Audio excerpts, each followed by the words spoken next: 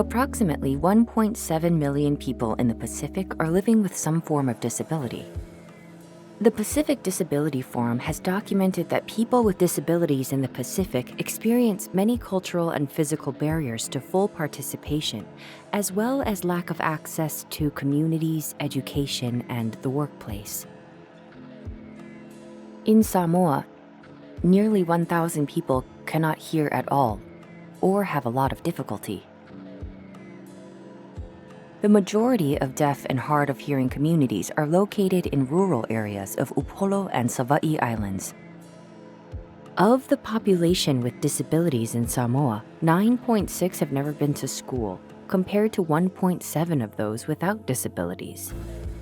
Only 4% of the population with disabilities are formally employed.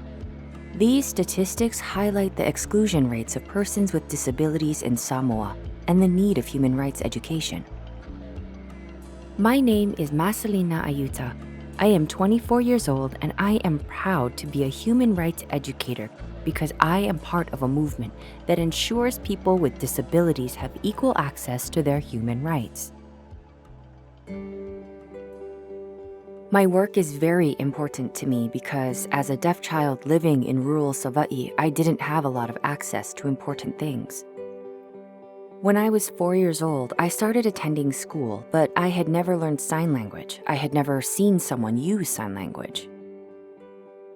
Growing up with no access to sign language meant that I was unable to communicate effectively with my teachers, explain to a doctor when I felt sick, or understand what the pastor was saying in church every Sunday.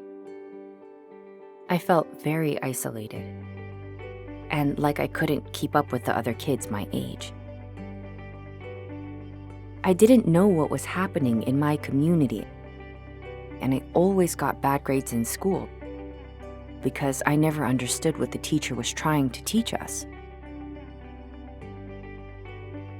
It wasn't until I was much older that I realized I had the same rights as people without disabilities.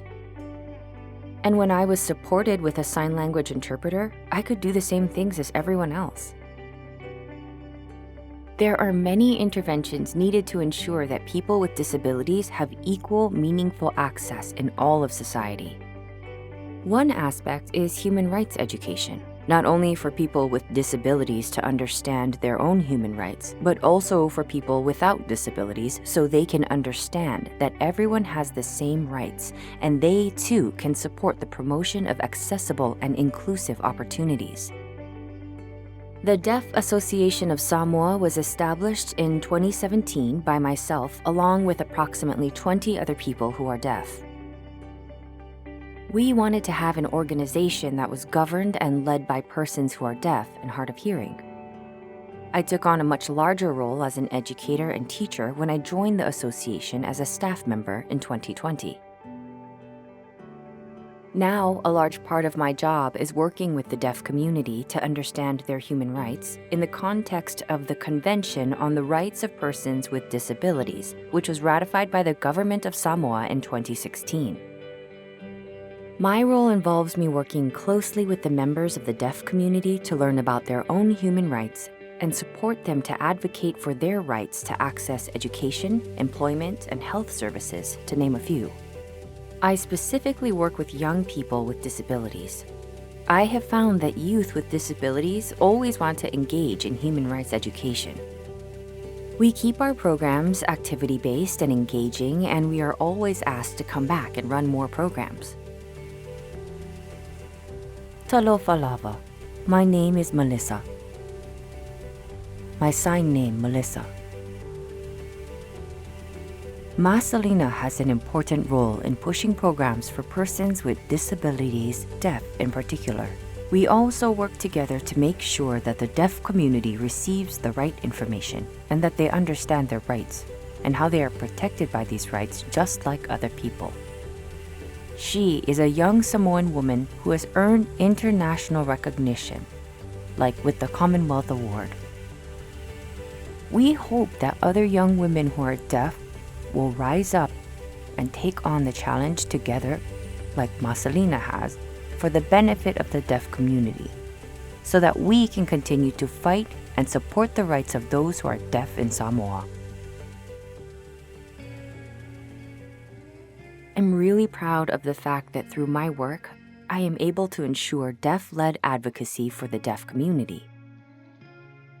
Being a young deaf woman from Savaii, Samoa, I get to speak throughout the country to members of the deaf community, and I can see the impact it has.